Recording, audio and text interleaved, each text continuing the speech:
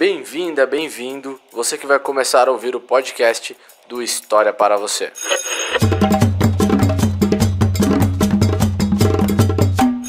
Eu sou Marcelo Leite, membro da comissão organizadora deste projeto, doutorando em História pela Unirio e apresentarei este episódio. A criação e toda a concepção do podcast é do grupo de pesquisa Oficinas de História, do qual faço parte. Se você está começando por aqui e quer entender melhor sobre o grupo, sugiro ouvir o episódio anterior.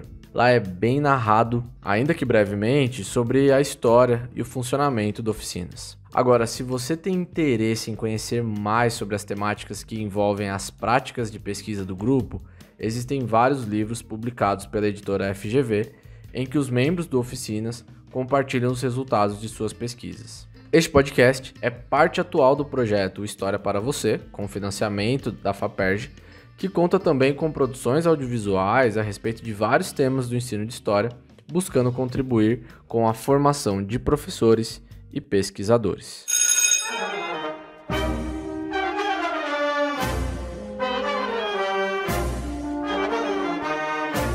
Dom Pedro I, o Ipiranga e 1822. É possível ensinar e aprender sobre o processo de independência sem mencionar esses 3 pontos? Essa é uma questão complexa, e para essa missão, os convidados de hoje apresentarão caminhos que nos colocarão a refletir. O episódio conta com 3 professores distantes da margem do Rio Ipiranga. A professora Elisa é baiana, o professor Silvio é do Rio Grande do Sul e o nosso pesquisador convidado, Marcelo Abreu, atua em Minas Gerais na UFOP. Antes de ouvirmos os professores, cabe a gente lembrar que as narrativas sobre independência não estão apenas na sala de aula. Estão em novelas, no turismo, em museus, revistas de história, vídeos no YouTube, monumentos, discursos políticos, enfim, muitos outros lugares. Visões sobre independência circulam em diferentes meios, com diferentes propósitos. A sala de aula é um desses lugares onde essas visões circulam. Vamos agora, em nossa viagem, conhecer um pouco mais sobre esses 2 professores que atuam em escolas públicas e como pensam sobre o tema. Para a nossa viagem, começamos na Bahia. Olá, meu nome é Elisa de Moura Ribeiro, sou professora da Rede Estadual da Bahia, sou professora de História em turmas do ensino médio e pesquiso há cerca de 10 anos o tema da independência do Brasil na Bahia. Vim falar um pouco como é trabalhar este tema no ensino básico. E afirmo, é difícil. Todo cidadão brasileiro tem acesso às narrativas da independência em outros lugares, fora da escola. Porque essa é uma cultura de história muito difundida no nosso país. Temos acesso a essas narrativas através dos hinos, através dos símbolos nacionais outros, através da cultura pop. E nos acostumamos a entender essa história através da ação de homens de origem europeia, grandes estadistas, monarcas, numa trajetória quase sempre personalista. Questionar essa compreensão é complicado. Temos aí professores e historiadores encontrado uma alternativa para desconstruir essa visão,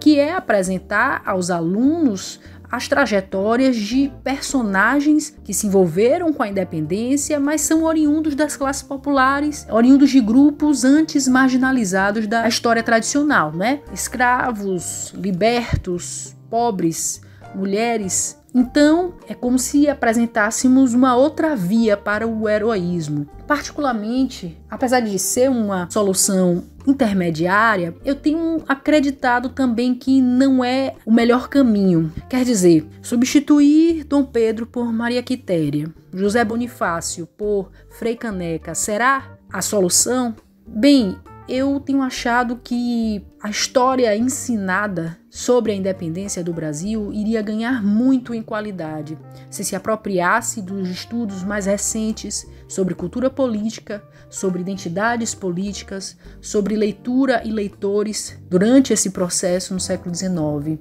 que é o caminho que eu tenho seguido desde que concluí a minha dissertação. Acho que iria ganhar em qualidade, em profundidade e em complexidade também. É isso, amigos. Muito obrigada a todos e todas. Agradeço especialmente ao convite de Marcelo. Nos vemos em breve. Tchau.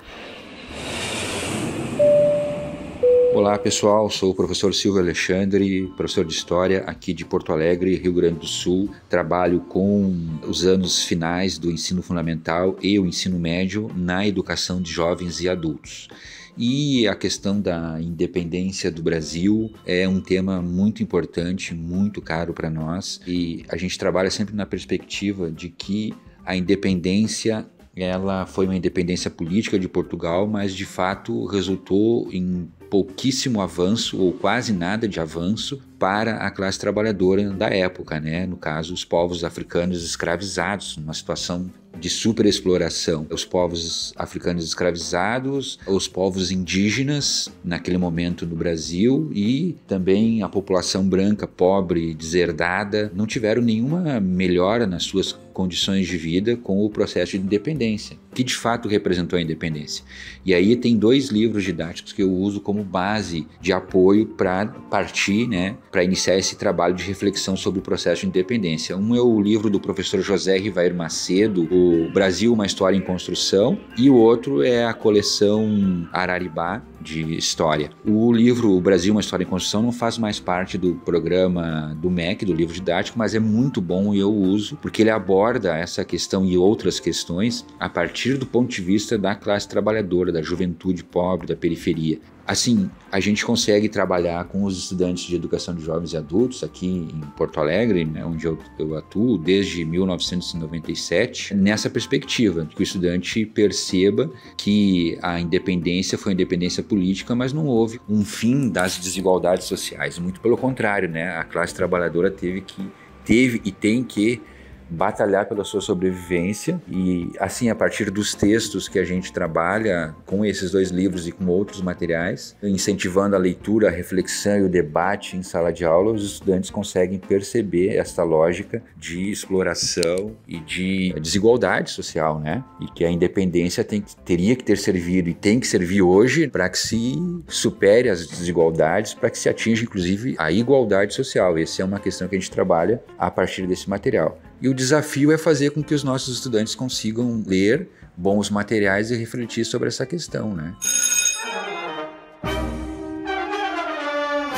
As falas de Elisa e Silvio são potentes. É muito importante que a gente possa refletir sobre como narrar a independência, pois ela é uma data celebrativa que ainda nos organiza enquanto nação. E é justamente por esse motivo que devemos debater sobre o ensino de história da independência nas escolas e na formação universitária. Pensando nisso, convidamos Marcelo Abreu para fazer parte do episódio. Vamos então até Minas Gerais ouvir seu comentário. Olá, eu sou Marcelo Abreu e atuo na área de ensino de História na UFOP. Lá eu venho me ocupando das relações entre cultura de história, formação de professores e a história ensinada.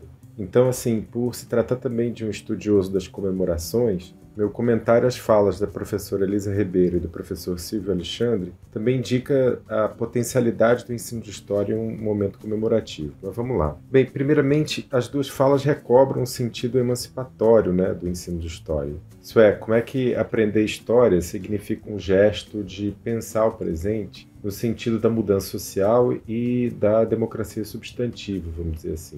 Digamos que essa visão democrática da história, ela aparece na fala de Elisa Ribeiro quando reforça a necessidade de enxergar o protagonismo e a estratégia dos grupos populares e sua cultura política no tempo da independência. Na fala do Silvio Alexandre, por exemplo, essa tendência democrática, digamos, surge com o questionamento do conceito mesmo de independência, uma vez que escravizados indígenas e homens livres pobres foram mantidos em posições subalternas.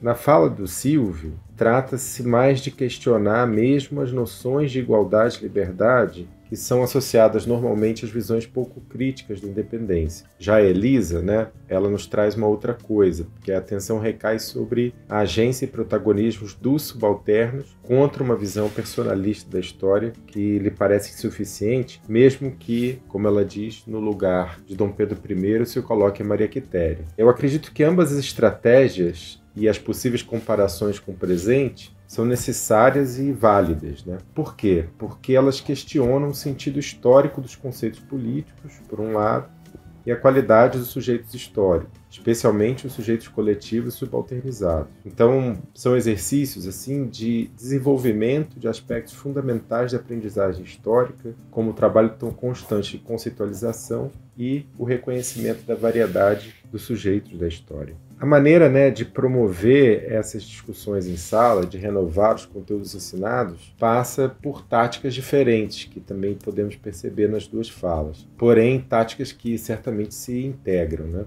Ora, todo professor de história constitui um repertório a partir de apropriações muito singulares e localizadas, ou melhor, contextualizadas, da historiografia acadêmica e da historiografia escolar. É o que aparece nas falas da Elisa, quando reivindica a incorporação pela história ensinada dos estudos sobre as culturas políticas da independência, trazendo aí também a referência ao seu próprio processo de formação como estudiosa do tema.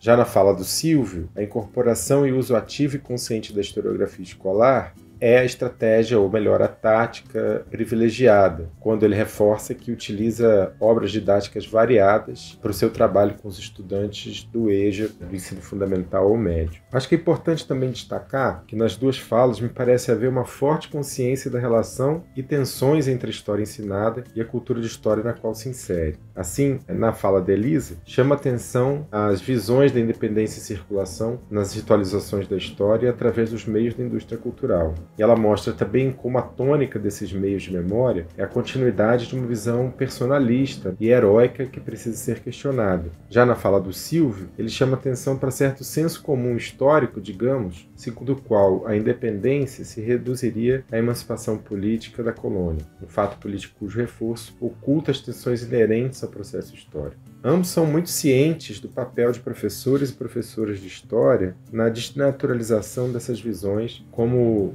eu diria, uma condição necessária para uma percepção e uso da história mais complexo e verdadeiro, realmente. Para terminar mesmo o comentário, acredito que professores e professoras de história como Elisa Ribeiro e Silvio Alexandre são muitos.